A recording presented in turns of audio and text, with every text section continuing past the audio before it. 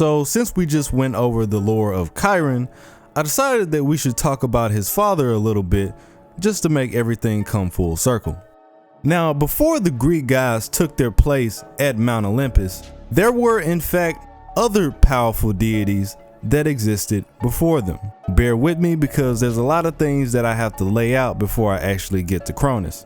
In the Greek creation epic, after the emergence of Uranus, father of the sky, and Gaia, Mother Earth, they went on to give birth to several children that would form the Greek world. 3 of the Cyclops, the one-eyed humanoid giant, 3 of the Hecatonchires, an enormous creature said to have boasted 100 arms and 50 heads, and then last but not least, you have the Greek Titans, the primordial deities that existed before the Greek gods. And there's plenty of them, 12 to be exact, with Cronus being the first Titan to be born. This made him the head honcho of his Titan brethren, and naturally gave him the big head when comparing him to somebody else. Uranus, however, didn't want any of his children. He only wanted to smash. He found his children repulsive, and since he considered them a threat to his power, he sent the Cyclops and the Hecatonchires to the abyss known as Tartarus, a space that existed below the underworld where souls would be judged and imprisoned for eternity if they didn't make the cut. This is where Uranus put his kids for no reason whatsoever. Of course, this angered Mother Earth Gaia tremendously. Who does this dude think he is? Matter of fact, I got something for him. She creates a giant sickle and bestows it to her children collectively. This included Cronus and 4 of his other siblings. She then told the kids to go off and castrate this man. Wait, so hold up.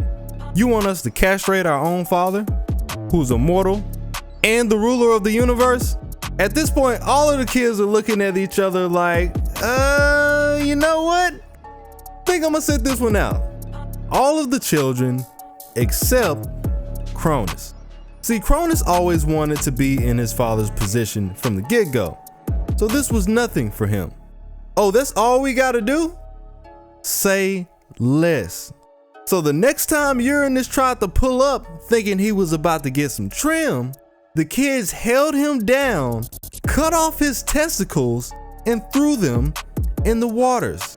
Now that's a blue ball. Apparently, we are in the Lorena Bobbitt arc. Jesus Christ. Once Uranus was castrated, he, aka the sky itself, no longer fell upon Earth at nighttime and mated with her as he did normally.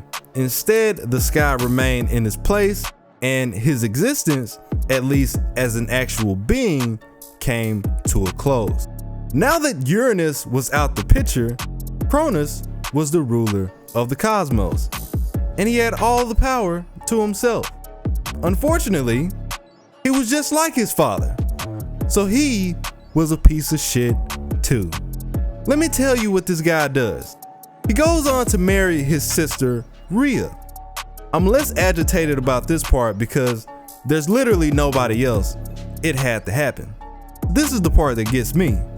Once his father went away, he cursed Cronus, saying that you will be overthrown, just like me. Just wait on it. Cronus didn't want to admit it, but this had him kind of shook. So instead of freeing his siblings who have been stuck in Tartarus their entire life, he leaves them there.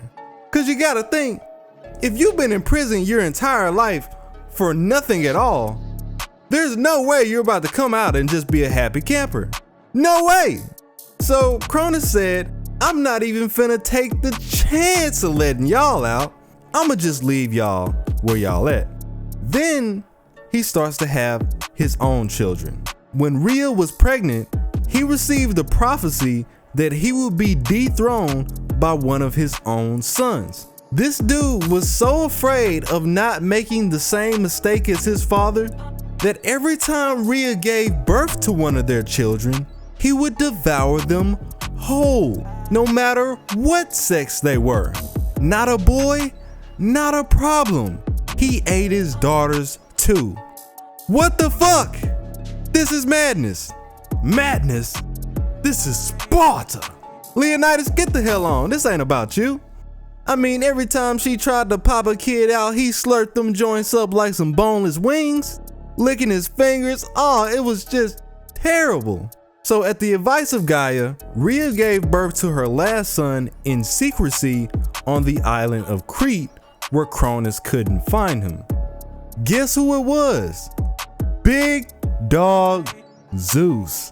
When Cronus was looking for the latest child, instead of giving him Zeus, she gave him a stone with some blankets and told him that it was their son. He ate it anyway, assuming that this was the case. When Zeus finally came of age, he tricked his father into drinking a potion that made him throw up all of his brothers and sisters that he had eaten prior. This set the stage for the 10-year war known as the Titanomachy, a series of battles consisting of Cronus and his siblings versus the younger gods, the Olympians. In the end, the gods were victorious and all of the Titans were banished to Tartarus for good. Other versions say that Cronus lucked out and Zeus released him. He was then named the king of Elysium, the land of paradise at the ends of earth. Don't you cry.